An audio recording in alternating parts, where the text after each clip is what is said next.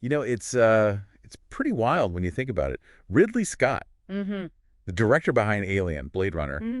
also made some like incredibly memorable commercials. Oh, absolutely. People still talk about some of them. Right.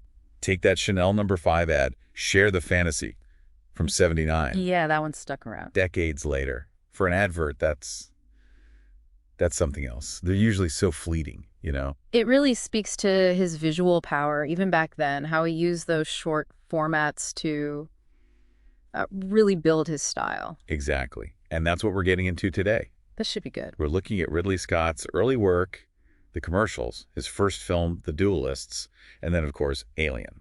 So, tracing that path. Yeah, seeing how his art direction background and his whole approach to world building were already there right from the start. Okay. The idea is you get a richer sense of where this iconic director came from, the foundations he built. And you can see the seeds of those later masterpieces, how these early experiences shaped everything. So let's start with the commercials. Before The Duelists, before Alien, he was deep in the ad world. Right, cutting his teeth there. And apparently a lot of commercials back then, the bike round era, they call it, it was very much about function. Just, here's the product, here's what it does, utilitarian. Which makes the stuff Scott did, the ones that are remembered, stand out even more. Definitely. Because he brought this visual flair, this atmosphere. Like that Chanel ad we mentioned.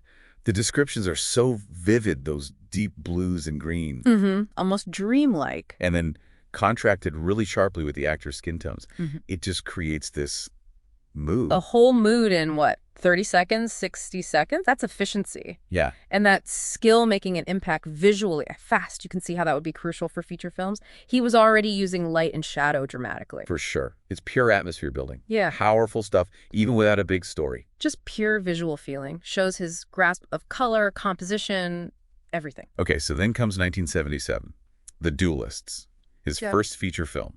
Right, a historical drama. Napoleonic era. Very different from what he became famous for later. Totally. And the budget was apparently, well, not huge. Yeah, pretty meager from what I understand. And there are stories he wasn't totally happy with his cinematographer. That's the word, yeah. Leading Scott to actually operate the camera himself a lot. Which is telling, isn't it? It really is. It shows he had such a specific vision for how it needed to look, even with limitations. And the look itself. Apparently, he used Kubrick's Barry Lyndon as a sort of reference point. Which is known for being visually stunning, almost painterly romantic. Right. But Scott added this grit, this realism. Yeah. He didn't just want pretty pictures. He wanted it to feel kind of raw. Almost visceral. Despite the tight budget, that technical scrappiness, as you called it earlier, it worked. Yeah, it gave it this immediacy, like you're right there. Which is interesting, turning a potential weakness into a strength. Instead of a pale imitation of Barry Lyndon, he found his own grounded style for it. And thematically, you start seeing things pop up that he returns to later. Yeah. Well, the military setting, the armed forces, the whole spectacle of combat. Ah, right. Gladiator, Black Hawk Down. You can see the through line starting there, the dynamics of conflict, power structures. Yeah, definitely. And his art director roots are so obvious. How so? Just the world building. He creates this complete, believable 19th century world. You feel immersed in it. That final duel scene in the ruins. Wow. That meticulous detail, creating a cohesive visual environment. You can see that training paying off. It's a family thing, too, apparently. His sons are in it somewhere, uncredited. Really? That's kind of cool. Shows a personal touch, maybe? Maybe. So that's The Duelists. Yeah. And then just 2 years later, 1979, boom, Alien. Quantum Leap? Totally. This put him on the map big time. Feature film director, major visual storyteller. Yeah. But now in sci-fi horror. A complete genre shift, but the visual mastery is, if anything, even more pronounced. Alien just redefined things. And the casting, too. Sigourney Weaver wasn't a huge star yet. No, she was relatively unknown, but her performance as Ripley, iconic. Absolutely critical.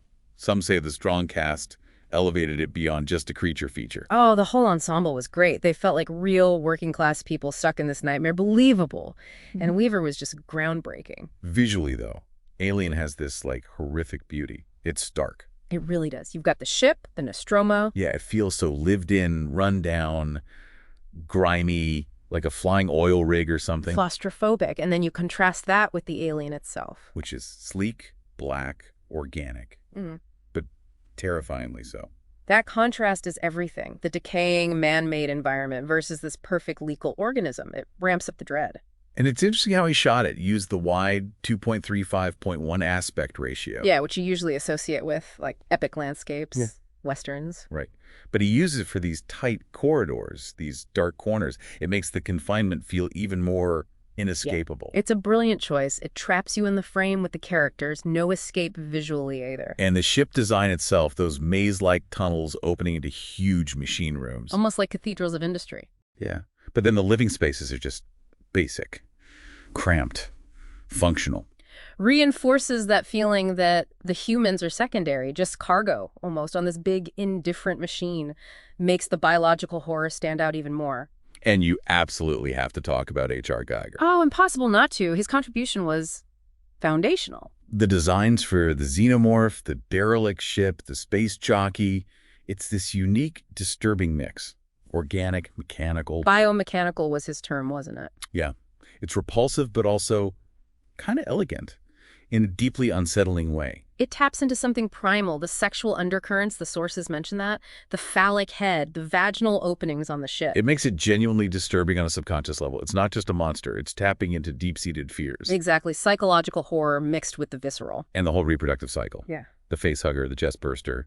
It's violation. Deeply unsettling. That's a huge part of why it's so terrifying. It gets under your skin in a way few movie monsters do. Even the music. Jerry Goldsmith's score. Apparently Scott messed with it a bit in the edit.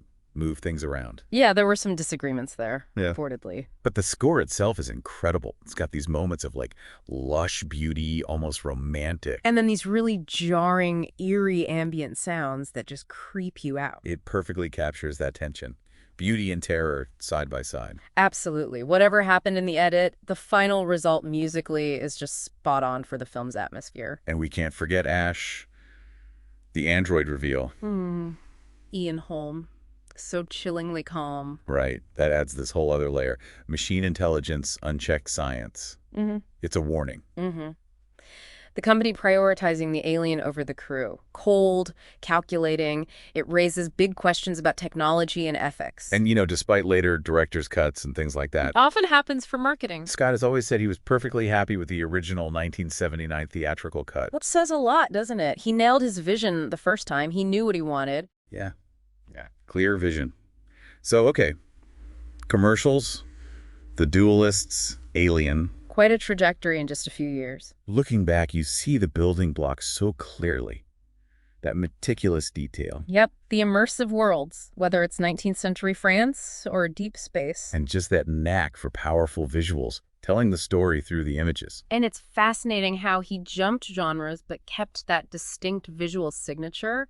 He wasn't boxed in. He used the genre as a framework for his style, rather than the other way around. And you can see how the discipline from commercials helped, having to communicate so much, so quickly, with just visuals. Totally. That economical storytelling translates directly. Every shot counts. It's a skill he clearly mastered early on and brought straight into his films. So wrapping this up, Yeah. We've seen how these early steps, from ads to historical drama to sci-fi horror, really cemented Ridley Scott as this major visual force. Yeah, the art direction background, the commitment to world building, it was all there from the beginning, setting the stage. These films laid the foundation for everything that came after. You really see the genesis of his style, the themes he'd keep exploring. It's all taking root right here. Which leads us to a final thought for you, the listener. Think about this.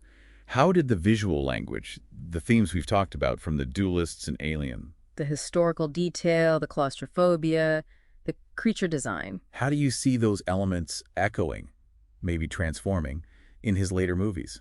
Blade Runner, Gladiator, The Martian, across all those different genres. It's a great lens, isn't it? Looking at these early works helps you understand the whole arc of his career, how those initial ideas evolved. It really does. So maybe go back and rewatch these films. Or even try and find some of those old commercials online. You might be surprised at how consistent that vision feels, even across decades and genres. Definitely worth exploring. And we'd love to know what stood out most to you from this early period of Ridley Scott's career.